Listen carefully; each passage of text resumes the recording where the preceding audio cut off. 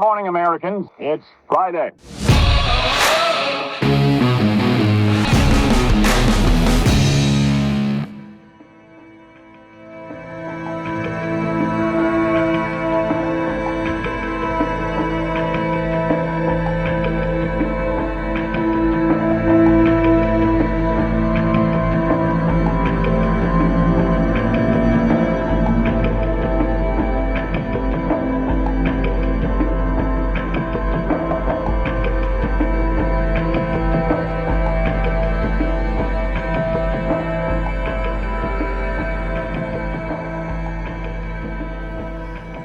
Hello, Bigfoot enthusiasts. Scott here from Squatch America.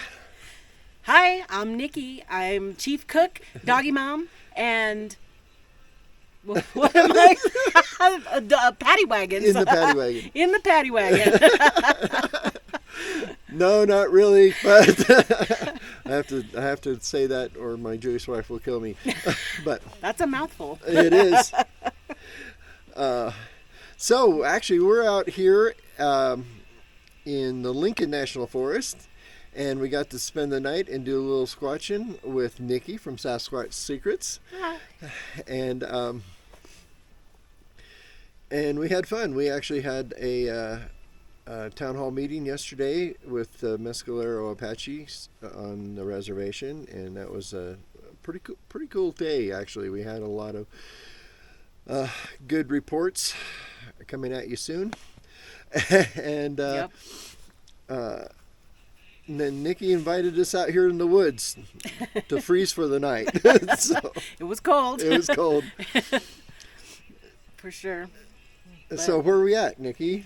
We are in the mountains of the Sacramento Mountains, up near Sunspot Highway, I guess we could say. Mm-hmm. Somewhere off of there. Yeah.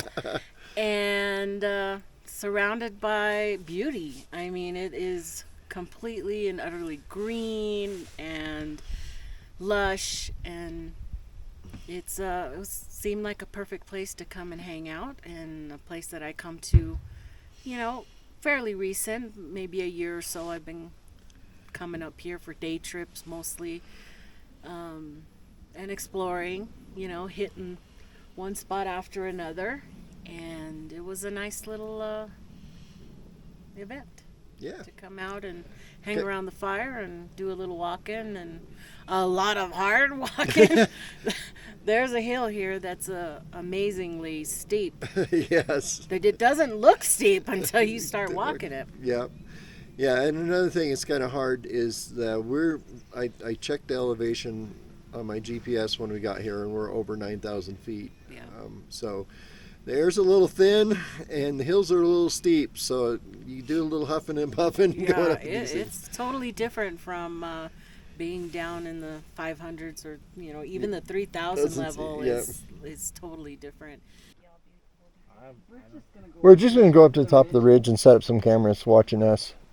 And film some YouTubes. Yeah. I'm a special guest star on both of their Well,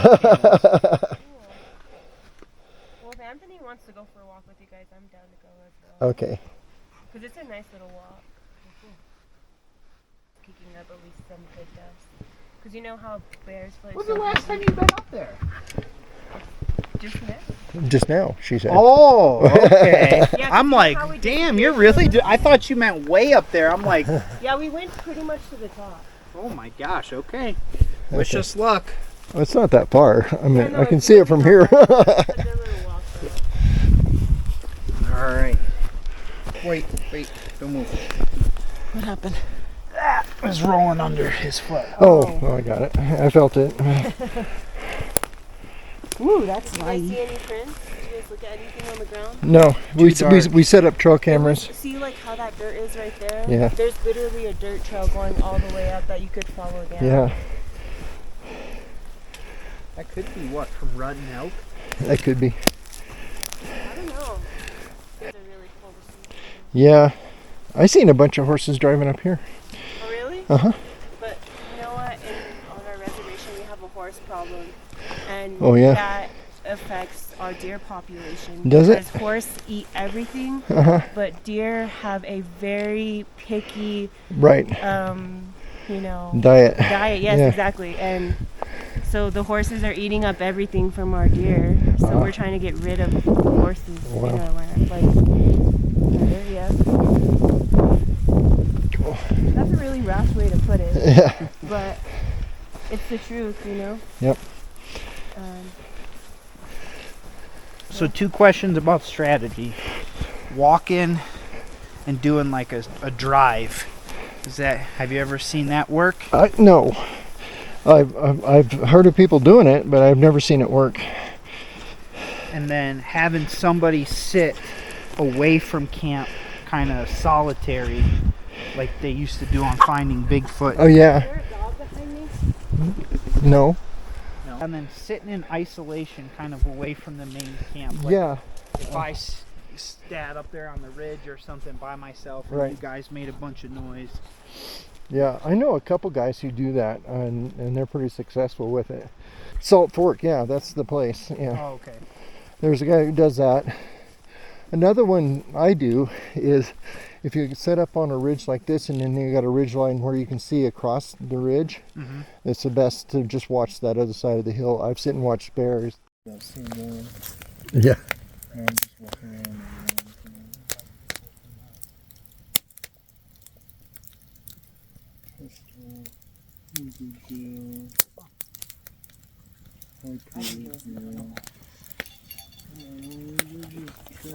think we've heard it because we're on the other side of the fire. Yeah, I don't think you guys heard it. I did. And currently my grandpa, Harry Wheeler, he's out on a fire in California. So they're all about the wilderness, right? I grew up on the reservation, so I've heard, and I respect it. Like, I don't ever, like, because, you hear stories about people, like, they're like, I don't want to sound stupid, or I don't want people to laugh at me and think that this is not true. But for me personally, I'm very, like, respectful of, like, what people's realities are, because I believe in, like, supernatural, and you have to, like, also just be aware and respect it, right? Because what's out there, if you don't respect it, I feel like you can pick up the energy of, like, also too, like, when you grow up on the res, your elders teach you, if you don't bother them, they won't bother you. So that's just, like, a thing too that I've been taught about Bigfoot, is to just be very respectful of him and just, like, good morning everyone. My name's Adeline Wheeler. I'm from the Mescalero Apache tribe. I'm a tribal member, born and raised, and I'm here with my fiance Anthony. What's up? I'll let him do his little line. But anyway, yeah, so I'm from the Mescalero Apache tribe, and I just so happened to see a flyer for an event for a Bigfoot, kind of like a little Bigfoot expo type thing, and I was interested because my family has a lot of history here on the reservation. Well, we're not currently at the reservation, but on the Mescalero Apache reservation, I have a lot of family, and it runs deep. Both of my grandparents are hunting guides. Both of my parents did a lot of forestry work as well, so I'm really familiar with the area. And yeah, just growing up, I've been able to explore, and I've been super blessed and grateful to have, like, the area that I did growing up. But yeah, so with all of that, you learn a lot about traditions, you learn a lot about your culture, and I feel like I'm I guess for 26, there's still a lot of room for me to grow, and I want to be open to learning more of my language and stuff like that. And that's one thing that I have to be accountable for and just, like, stop, but I feel like I know a handful of a good amount. But what I do with the tribe, I've been working with the tribe. I have about 8 years with the tribe. I started from the bottom, and now I'm currently a deputy project manager, and we have been doing a lot of awesome projects for the tribe, stuff like that. So I have a lot of direct involvement with my tribal council, and I'm blessed to be able to be a part of the voice that advocates for my people whenever it comes to big projects that can make big changes in the community, things like that. But anyway, back to how I got here. I attended a Bigfoot the event that Scott and Hannah had hosted, and it's called Squatch America. We were just curious, honestly. Like, I was with the vibes of like, we'll go to listen to Bigfoot stories and then go camping. So that was the vibe already, because we like to camp together and stuff like that. So anyway, I didn't really speak up at the event just because I wanted to hear what everyone else says. And I know Anthony had given his story, but I was just like kind of more in a observant mood, a little bit more reserved. But I did share my story with Scott since I had the opportunity to go camp with him, which was an awesome experience. But so I was just telling him when I was about like 14 or 15, I was probably about like 8th grade, middle school, early, or like freshman, I'm not too sure. But my mom was, where we lived in Pena. It's called Pena Mescalero. And we were about 2 houses down from the dumpster. And I remember this very vividly because it was just like a daily thing that I did, like taking out the trash. Me and my siblings all had to take turns. So, like I said, we have a big backyard. Our backyard was the literal forest. So you go in your backyard and it's just like you can go on trails, stuff like that. And in the front, it's like a road that leads to the main highway and stuff like that. But aside the road down the to the dumpsters, there's a little trail. So that's the trail me and my siblings would take. But anyway, I was taking it one day or one night. It was barely starting to get dark. So it was like a little bit, whenever it starts to get dark, like things turn bluish. Like that's how the vision is, like, So anyway, I'm like walking, just minding my own business, trying to take the trash out. And all of a sudden, like, growing up in the area to begin with, I'm very familiar with like a lot of the wildlife sounds and stuff like that, and like how to tell the difference between the different animals and like what they sound like. So I've heard like mountain lions, I've heard crazy res dogs, I've heard coyotes, horses, elk, deer, all of that. So anyway, I hear like this really scary, creepy like yell type, and I was like close to the trash can, so I start booking it to the trash can. I like chuck the trash can or the trash in the trash can, and I'm like, okay, I'm out of here. And I like ran back, and I remember like talking to my mom about it, and she was just like talking about how I needed to just be careful and aware, and she was glad that I was okay. But I was like, I am never taking the trash again, like at this time of night, because it was a really freaky thing. And then obviously you're in a trash area, but I do remember the weather where like I feel like the hotter the weather, the more you can smell, like the smell will linger in the air. But it was actually kind of cool. Like I want to say it was even like almost the same time of year, like between July and September, something like that.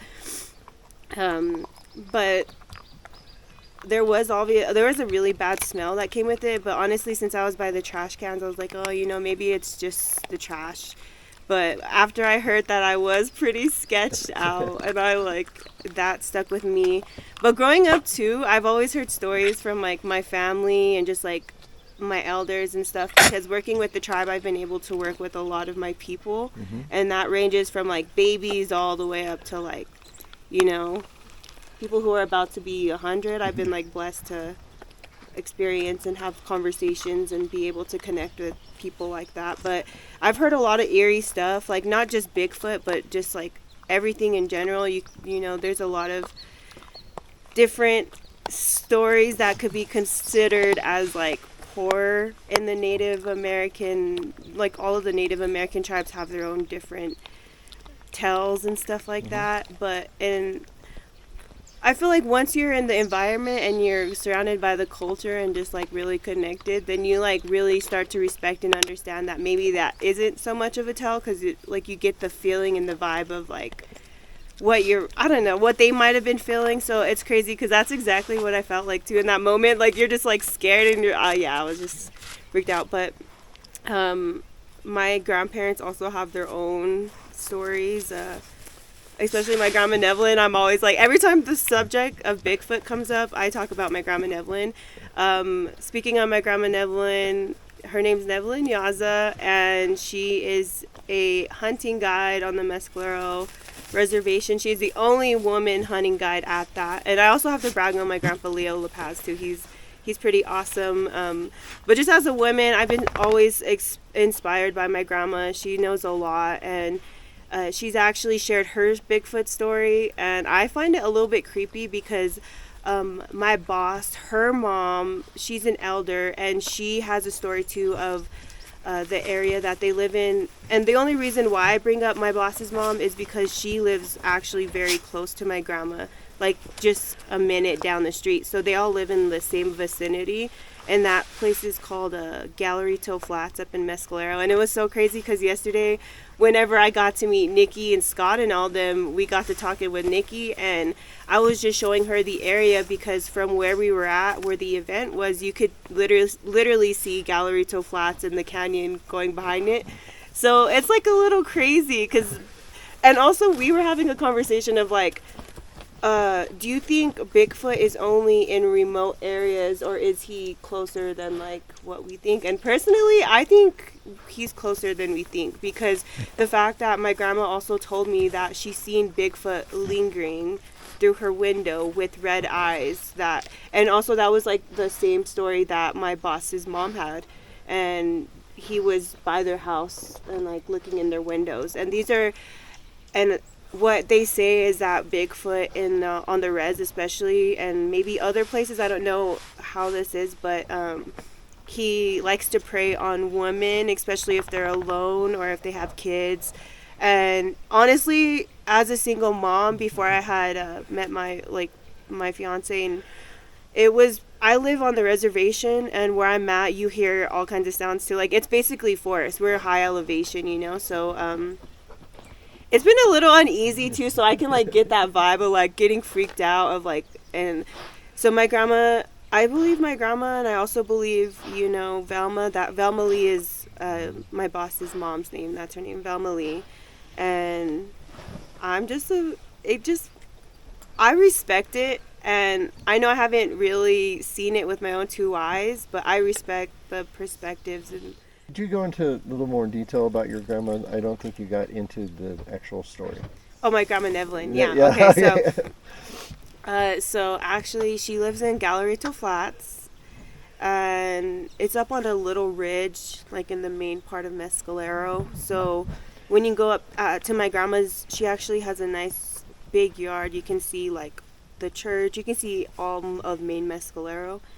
But up in there's like a whole neighborhood, and right behind it is a canyon that goes up a bit ways towards like maybe north a bit. And so she said that she was home alone, and it was dark. I don't remember exactly like what the time of the day was. It was dark. She was in bed already, and she said that the Bigfoot, she had heard something like moving around in the yard, and all of a sudden she like looked. There's a little window by her bed that you can see out of, and I kind of can picture it in my head, but my grandma has rearranged her room a few times, but the way that it is now, I believe before, whenever this story happened, it would be on her right side, but she had got up and she seen Bigfoot looking through her window, and she said it was just like really scary. She paused,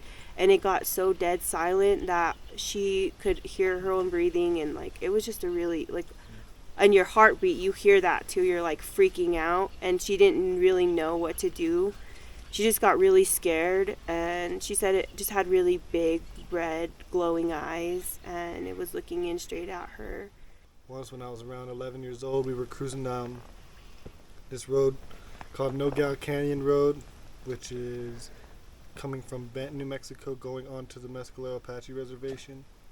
And so we were driving way back there. I was with my grandparents and the cousins, and we're going to our spot. We go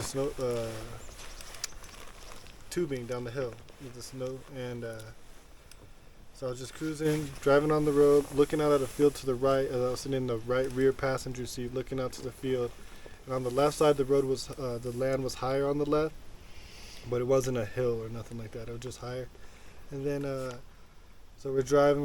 It's all snow, and then a big rock comes like from over above, in front of the car, before where the car is gone, and it flies over. It hits maybe about 40 yards from the car door, like out in the snow over there, and then it rolls a couple, like not too far, but it does a couple rolls. And the rock was at least like this big, size of a bowling ball. You can see this, so definitely a huge rock that would it's always stuck out to me as the main thing. I couldn't brush it off because a man couldn't have thrown it. It couldn't have caught momentum down a hill and made it all the way, and then finally bounced over the road. So that was always just like, whoa, what the heck was that? And that's been my closest encounter. I mean, and never really heard the sounds, none of that. Didn't smell nothing, but highly questionable rock. Highly questionable rock. I like that. The town hall went well. Little slow for participation, but once the ball got rolling, Yeah, which is pretty normal, you know. Yeah. Nobody wants to go first. Yeah. Yeah. So. But some amazing stories and encounters, and including ex-sheriff. Was he an ex? He was a res police officer. Police officer. Yeah. Who just said lots and lots of calls about Bigfoot. Uh-huh. And there was one place mentioned quite a bit during that conversation that I'm sure somebody, one of us, is going to check that out. Yep. And we've made some new friends. We did. It was a lot of fun. Mm-hmm. All right, I'm headed back up the hill. There's Nikki. She's packed up. Kyle and the kids are gone. And I'm going to hike up here and get my cameras up this hill. They're ways up here, and we'll see if anybody messed with our golf balls last night. So there we go. I'm not going to torture you with the panting at 9,000 feet climbing a very steep hill. So catch up to you in a sec. This place is absolutely covered in tons of wild strawberries. All right, folks, here we are. The golf balls are still in their little cradles, undisturbed. So nothing checked them out last night.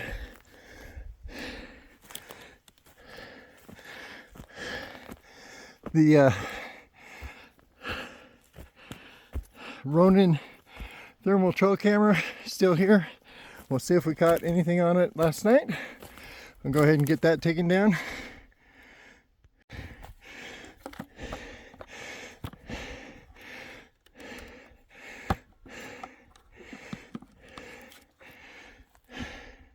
Here's my regular trail camera. We just retrieved from way up there, on that tree way back there, the Ronin trail camera. Now the Ronin camera is a thermal camera that only picks up heat that walks in front of it, so that doesn't put out IR, so they can't see that camera. So I put the regular camera down here on this tree, so anything that can see the cameras will think they're safe from up there clear down to here, because they won't step in front of this one. But if they have to, they will step in front of that one they can't see and think they're safe to get down here to this one. So hopefully that camera can catch a photo. We didn't have a lot of activity last night, so I don't think we caught anything, which is typical, by the way. I want to throw this out there. 90% of Bigfooting, you don't find anything. So there's that. But thank you guys for supporting our channels and watching us and putting up with our antics. Yep. We're just out here trying to have a good time and see the thing.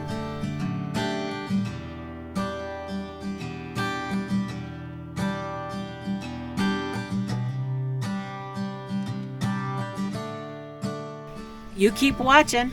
and we'll keep squatching and go out and find Bigfoot. See you guys. That damn Sasquatch. Squatch